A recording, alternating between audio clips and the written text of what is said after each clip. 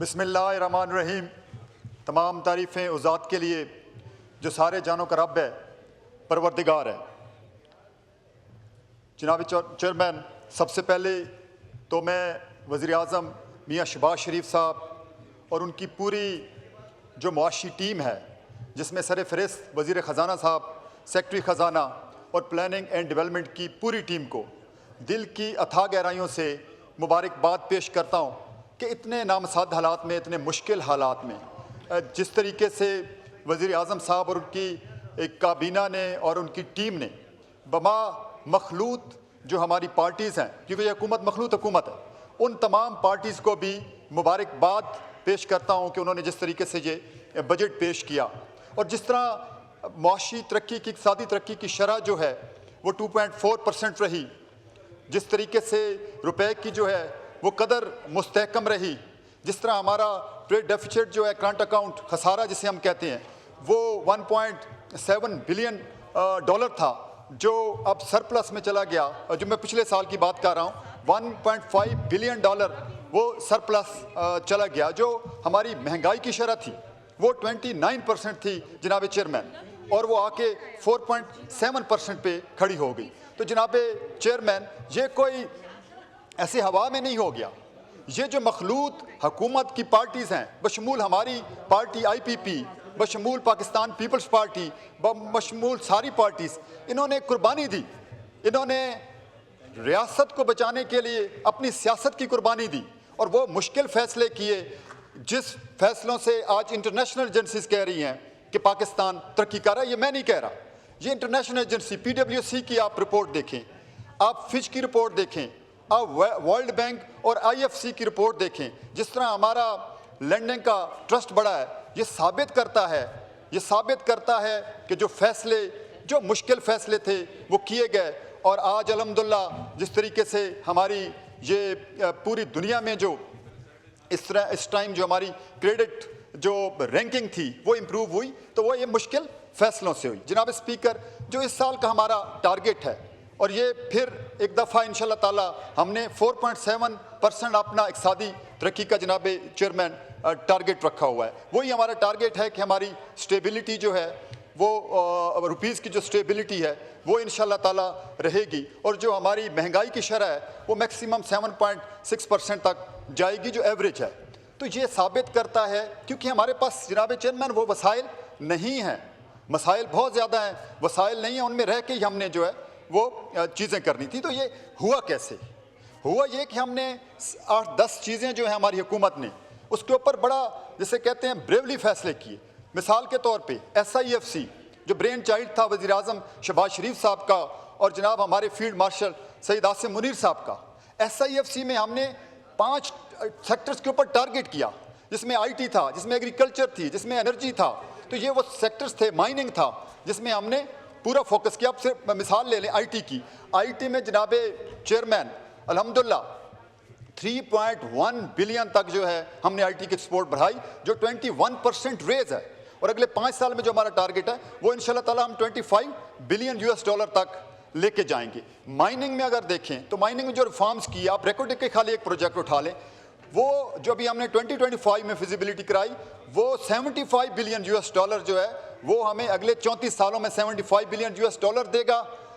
उसके अलावा इस 7 बिलियन US डॉलर की जो है हमारे पास इसकी रॉयल्टी की मद में आएगा, 7.8 बिलियन टैक्स की मद में आएगा। तो ये माइनिंग रिफॉर्म्स का जो है। फिर अगर SOE के ऊपर आ जाएं, 800 बिलियन हर साल जो है संक हो रहा था, तो हमने SOE रिफॉर्म्स किए, 40,500 नौकरियां जो अभी खाली पड़ी हुई थी और उसको हमने डिमोलिश किया, ख़त्म किया। तो ये SOE रिफॉर्म्स हैं, और जो हमारा टारगेट है कि इसको हम मज़ीद जो हमारे से SOE में PIA है, हमने एक काबीना की कमेटी बनाई, उसमें कैटेगराइज किया, उसमें हमने RAD कर लिया हुआ है। अब PIA है, रोज़ वैलेट है, इसको हम जो है आगे इंशाल्लाह ताला, जैसे हमारी बाकी प्राइवेट को 45 के करीब जो है कंपनीज जो है हाँ वो प्राइवेटाइज करने जा रहे हैं, जो हर साल पैसे को संक कर रही थी। अब एनर्जी पे आ जाएं, हमारे जो IPP हैं वो 3000 अरब रुपया जो है हर साल हमारा उसमें जा रहा था सर्कुलर डेट, उसको अल्हम्दुलिल्लाह हमने रिफॉर्म्स किए, उनके साथ बैठे। अब आने वाले दिनों में 3000 अरब का जो है वो इस मुल्क को फ़ायदा होने जा रहा है।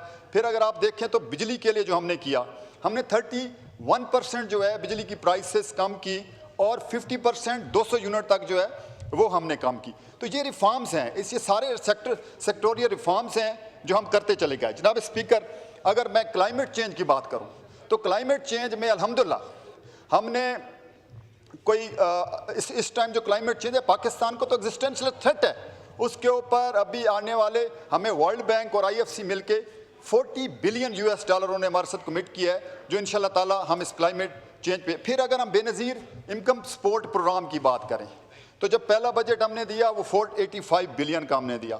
फिर जो पिछला साल था 571 बिलियन के ऊपर हम लेके गए, और अभी इस साल हमने कोई 716 अरब रुपए रख छोड़ा है, जो गरीब नादार किसान जो बेचारे जो कोई बेवा है और स्टूडेंट्स के वजीफ़ों के लिए हमने इस बेनज़ीर इनकम सपोर्ट प्रोग्राम में रखा है। अगर फिर हम PSDP की बात करें तो PSDP में 1000 अरब रुपये हमने रखा है, और सबसे ज़्यादा हमने सिंध को दिया, कराची से फिर ये चमन तक जो है 100 बिलियन हमने इसमें रख दिया, और कोई 15 अरब रुपए हमने M6 के लिए सखर और मोटरवे के लिए रखा है।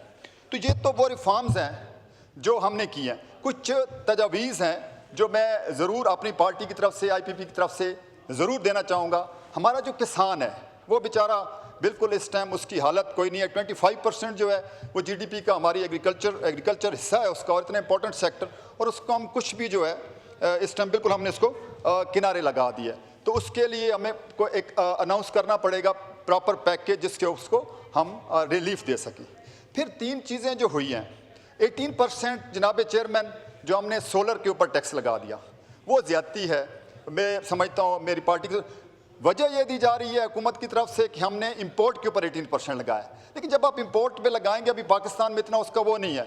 अभी तो उसकी जो हंगर बड़ी थी, बेचारा गरीब आदमी सोलर पे शिफ्ट हो रहा था, इंडस्ट्रियलिस्ट शिफ्ट हो रहा था, तो अचानक उस पर 18% जो है टैक्स लगाना वो ज़्यादती है। फिर इंजन के ऊपर पहले अभी हम इंजन पे क्यों लगा रहे हैं, उसकी रीज़न ये दी जा रही है कि भाई हमारी जो EV की एक्सपोर्ट है, तो अभी EV की पॉलिसी आई नहीं है, अभी तक हमने उस तरह एनर्जी व्हीकल्स को उस तरह हमारे चार्जिंग स्टेशन नहीं है। जब तक चार्जिंग स्टेशन नहीं बनते उस वक्त तक हमें जो है कम अज़ कम ये इंजन के ऊपर, छोटी गाड़ियों के ऊपर 18% जो है वो करना है। फिर लेवी जो लगा दी गई है तो वो 2.5 रुपीज़, वो भी उस वक्त तक देखें EV हमें लानी पड़ेगी। अब चाइना जाएँ तो 60% इस टाइम एनर्जी व्हीकल्स पे शिफ्ट हो चुके हैं।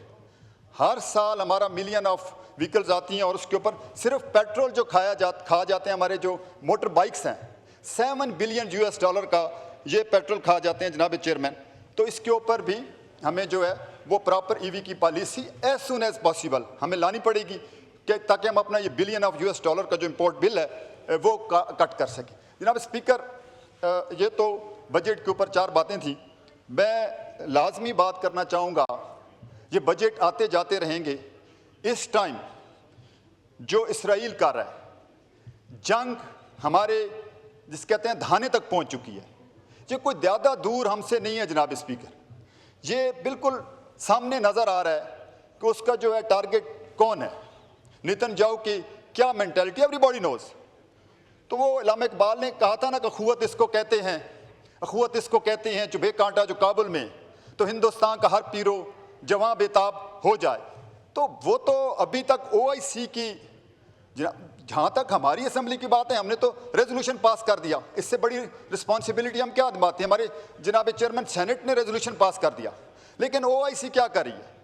OIC को अगर अब नहीं जागना तो कब जागना है? जब ये इसराइल बिल्कुल हमारे बॉर्डर पे आके बैठ जाएगा तब जागना है। तो कल उसकी क्या मेंटालिटी है? इसलिए आज हमें कुछ करना है, इस हुकूमत को फैसला करना पड़ेगा, सर जोड़ के अपोजिशन को, हम सबको, अपोजिशन को, गवर्नमेंट को, सारी जमातों को सर जोड़ के बैठना पड़ेगा। और जिस तरीके से हमने अल्हम्दुलिल्लाह जंग जीती इंडिया से, और बड़े जिसे हमने अपनी साबित की, हमें अभी से फैसले करने होंगे, चाहे वो कड़वे फैसले करने होंगे, तो वो लाजमी करने पड़ेंगे जो इसराइल को हम शट अप कॉल दे सकें। अगर हम नहीं देंगे, वो तो कोई ना जुनेवा कन्वेंशन को मान रहा है, वो तो कह रहे जी हमारी बात नहीं मान रहा। यूनाइटेड नेशन जो बैठी हुई है उसका तो लीग ऑफ नेशंस वाला हाल होगा। तो ये अभी फैसले करने होंगे। जनाब स्पीकर, मैं ज़रूर बात करना चाहूँगा अपने हलका के ऊपर, क्योंकि मेरा हलका जो है वो इंतहाई पसमानदा हलका है और मैं तो कोई 15 साल की जद्दोजहद करके उस हलके से आया और उसके ऊपर बात करना इंतहाई ज़रूरी है। Tehsil Noorpur Thal is the second most backward tehsil of whole Punjab, पूरे सूबे की जो है। तो उसके बारे में वो सराइकी जादन 72 हूर दे बदले, बस शायरी से आप अंदाज़ा लगाएंगे कि कितनी भूख है। 72 हूर दे बदले गुजारा हिकत कर घिनसूँ, 71 हूर दे बदले साकू राज के रोटी दे। इसका मतलब ये है कि हमें रोटी जैसी बुनियादी चीज़ें जो है वो हमारे पास नहीं है। हमारे पास रोड इंफ्रास्ट्रक्चर नहीं है, हमारे पास यूनिवर्सिटी नहीं है, हमारे पास अस्पताल नहीं है, हमारे पास कॉलेज नहीं है, कोई वहाँ पे मेडिकल कॉलेज नहीं है, वहाँ के ऊपर कोई इंजीनियरिंग यूनिवर्सिटी नहीं है सिरे से, कोई रोड्स नहीं है। मैं शहबाज शरीफ साहब का यहाँ पे शुक्रिया अदा करूँगा कि जब मैंने उनको पिछले साल अपनी प्रपोज़ल दी कि मुझे एक यूनिवर्सिटी दी जाए, तो उन्होंने मेहरबानी की और उस मेहरबानी में हमारी एक टेक्निकल यूनिवर्सिटी कॉम सेट, जहाँ उन्होंने कहा न्यू टेक का कैंपस हम आपको देंगे, उसकी फिजिबिलिटी के लिए उन्होंने पैसे रिलीज़ किए। फिर मैं मरियम नवाज साहबा सीएम साहबा से मिले, उनके भी हम मशकूर हैं। हमारे 3 प्रोजेक्ट्स थे मेरे। एक थल ऑर्गेनिक फूड पार्क था। तो जनाब चेयरमैन, ये थल ऑर्गेनिक फूड पार्क के बारे में थोड़ा सा मुझे अगर मौका दें तो ये बुनियादी तौर पर 50 लाख एकड़ है जो ये खुशाब मियाँ वाली से शुरू होता है और मुजफ्फरगढ़ तक जाता है। ये पाकिस्तान का वाहिद इलाका है जहाँ पे ऑर्गेनिक फूड पैदा की जा सकती है, जिस टाइम चाइना, कतर और सऊदी अरेबिया में बहुत ज़्यादा डिमांड है और 40 फीट के ऊपर पानी है जनाब चेयरमैन। तो इस ऑर्गेनिक फूड पार्क के लिए हमने एक प्रपोज़ल थी वज़ीर आला साहिबा को दी थी और उसके ऊपर हमने उन्हें कहा था हमें आप एक्सप्रेस वे दे दें। तो उन्होंने मेहरबानी की, अभी इस बजट में 12 अरब 37 करोड़ और 50 लाख रुपए का बजट उन्होंने हमें एक एक्सप्रेस वे के लिए दिया है। उसका नाम हमने थल एक्सप्रेस वे और अपनी खुशी के लिए थल मोटरवे उसको कहना शुरू कर दिया। तो हम उसके लिए मशकूर हैं। फिर उन्होंने हमें 2 चीज़ें और दी। एक मुहाजिर ब्रांच हमें दी और मुहाजिर ब्रांच की क्लीनिंग के लिए कोई 1.2 बिलियन दिया। फिर एक मैंने उन्हें प्रेजेंटेशन दी थी कैदाबाद इंडस्ट्रियल जोन हमें मंजूर कर दी, तो वो कैदाबाद इंडस्ट्रियल जोन उन्हें 3.5 बिलियन से मंजूर किया। तो इससे जो है वो रोज़गार के ज़राए पैदा होंगे। इसके बाद जो हमारी डिमांड है जनाब चेयरमैन, मैं आपके आखिरी 2-4 मिनट लूँगा। उसमें एक हमारा बड़ा बुनियादी जो है रोड है वो कलवल से शुरू होता है बरास्ता नूरपुर थल और वो एनो मोड़ तक जाता है। तो वही हमने डिमांड की हुई है। उसके लिए मैं जनाब वज़ीर आज़म साहब से भी और वज़ीर आला साहब से भी कि हमारे जैसे एक कोई बेशक एक कमेटी बना दें। सारे जो हल्के एक जैसे बराबर नहीं हैं, तो अगर आप इस तरह बजट में नॉर्मल बजट में देंगे तो रहते ही जाएंगे। तो हमें कोई 10 जैसे हमें अगर 10 बिलियन मिल जाता है तो मेरी तो अभी 20-30% पॉपुलेशन का बिजली भी नहीं है। तो हमें हमारे 10 बिलियन में वो छोटी छोटी सड़कें और वो जो हमारे बिजली के वो हैं वो कंप्लीट हो जाएंगे। तो ये रोड हमारे ज़रूरी है। फिर हमारा एक दामन महाड़ का जो मोटरवे कह लें, एक्सप्रेस वे कह लें, जिसपे इंडस्ट्रियल, जिसमें हमने मिनरल इकनॉमिक कॉरिडोर बनाना है, वो हमारे लिए बड़ा ज़रूरी है। फिर एक हमारा जो कल अपना बम्बूल से बुढ़ाना वाला एक रोड है। फिर हम मेडिकल कॉलेज की बात करते हैं, फिर हम यूनिवर्सिटी की बात करते हैं, फिर हम कैडेट कॉलेज की बात करते हैं। मतलब ये वो डिमांड्स हैं जो हमारी, हम हॉस्पिटल्स की बात करते हैं कि हमारे एक हॉस्पिटल भी काम का हमारे एरिया में नहीं है सिवाय जो 1-2 जो आपकी तहसील हॉस्पिटल्स बने होते हैं। फिर हम ये बात करते हैं कि अभी दानिश पब्लिक स्कूल जो है वो बैकवर्ड एरिया के लिए वज़ीर आज़म साहब ने 6-7 रख छोड़े हैं, कश्मीर के लिए रखे हैं, जीबी के लिए वो भी रखे ज़रूरी हैं, लेकिन हमारे जैसे इलाकों के लिए भी कोई दानिश पब्लिक स्कूल या दानिश यूनिवर्सिटी जो है वो बनाई जानी चाहिए। फिर हमारा सुई गैस का मुतालबा रहा है बहुत पुराना, वो हमें सुई गैस की जो है वो रिक्वायरमेंट है। तो ये वो चीज़ें हैं जनाब चेयरमैन जो अगर वज़ीर आज़म साहब एक कमेटी तश्कील दे दें और हमारे जैसे एरियाज़ की वो उस पर एनालिसिस करके, अगर हमें 10 बिलियन का बजट मिल जाता है तो हम 10 बिलियन में वो अपना बजट जो है। फिर एक आखिरी चीज़ किसानों के लिए जनाब स्पीकर, क्योंकि वो थल का इलाका है तो किसानों के ऊपर 50 करोड़ का कर्जा है। वो बेचारा, उनकी इज़्ज़त नफ्स जो है वो मजरू होती है, रोज़ तहसीलदार जाके छापे मारता है। तो टोटल 50 करोड़ की ग्रांट है। वो हमारा मुतालबा है वज़ीर आज़म से कि वो अगर किसानों को किसी मद में भी 50 करोड़, क्योंकि बैंक है तो शेड्यूल में शामिल नहीं होता कि वो माफ़ कर सके, तो 50 करोड़ की ग्रांट दे दें तो हमारे जो पूरी तहसील के जो है हज़ारों किसान जो है वो पूरी ज़िंदगी दुआ देंगे। इस दुआ के साथ इजाज़त लूँगा कि खुदा करे कि मेरी अर्ज़ पाक पर उतरे, खुदा करे कि मेरी अर्ज़ पाक पर उतरे वो फसल गुल के जिससे अंदेशा ज़वाल ना हो, पाकिस्तान जिंदा।